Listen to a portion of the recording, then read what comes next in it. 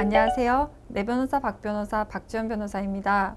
지난 17일 전 가수 연습생인 한서희 씨가 집행유예 기간 중에 필로폰으로 불리는 향정신성 의약품인 메트암페타민을 투약한 혐의로 징역형을 선고받고 법정 구속이 되었습니다. 한서희 씨는 2016년 10월에도 그룹 빅뱅 멤버인 탑과 함께 대마초를 흡연한 혐의로 징역 3년 그리고 집행유예 4년을 선고받아서 집행유예 기간 중이었는데요. 한서희 씨는 이번 투약 혐의에 대해서 필로폰을 투약하지 않았고 소변 채취 과정에서 종이컵을 변기에 떨어뜨려서 그 종이컵에 물이 들어가는 바람에 양성 결과가 나와서 양성의 소변 검사 결과를 받아들일 수 없다고 주장을 했는데요. 재판부는 이 한서희 씨의 진술을 신빙할 수 없고 그리고 이미 제출된 증거로 유죄를 인정을 하고 징역 1년 6개월의 실형을 선고를 하였습니다. 그리고 징역 1년 6개월을 선고를 하면서 도망할 우려가 있다고 해서 법정 구속하였습니다. 판사가 도망의 우려가 있어서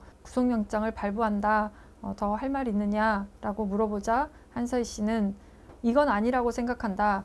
도망 안 갈 건데요 라고 얘기를 했고 판사가 판결에 불복하면 항소 절차에 따라서 항소를 하라라고 얘기를 하자 한서희 씨는 판사님 지금 뭐 하시냐고요? 아 진짜 이렇게 얘기를 했다고 합니다. 이렇게 판사에게 욕설을 하면은 법정 모욕죄에 해당을 할 수가 있는데요. 형법 제138조에서는 법원의 재판을 방해 또는 위협할 목적으로 법정 또는 그 부근에서 모욕 또는 소동을 부린 사람에 대해서 3년 이하의 징역 또는 700만 원 이하의 벌금에 처한다라고 규정을 하고 있습니다. 실제로 판례 중에는 재판장이 1심에서 징역 1년에 선고한다라고 얘기를 하고 불복이 있으면 항소 절차에 따라서 항소를 하라고 안내를 하고 있는 동안에 피고인이 재판이 개판이다.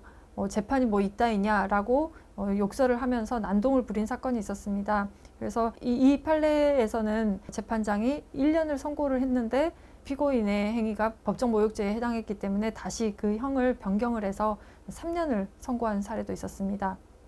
또 법정 모욕죄로 처벌을 하는 외에도 판사가 뭐 감치 명령을 하거나 아니면은 과태료 처분을 하기도 합니다.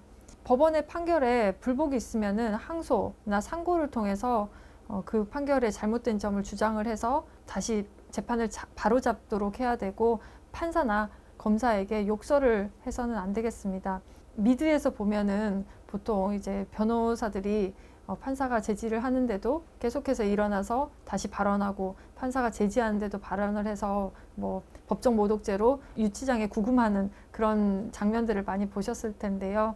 우리나라에서는 실제로 그렇게까지 변호사가 법원 모욕을 할 정도로 그렇게 뭐 판사가 제지를 하는데도 계속 얘기를 하는 경우는 없고 실제로 뭐 재판부에서도 충분히 이해를 하기 때문에 그렇게까지 처분을 내리지는 않는데요. 이런 재판에 대해서 불복이 있으면은 법에 정해져 있는 불복 절차들이 있거든요. 그 불복 절차에 따라서 불복을 하시면 되고 그 법정 내에서 소란을 피우는 방식으로 자신의 그 주장을 관철하려고 해서는 안 되겠습니다.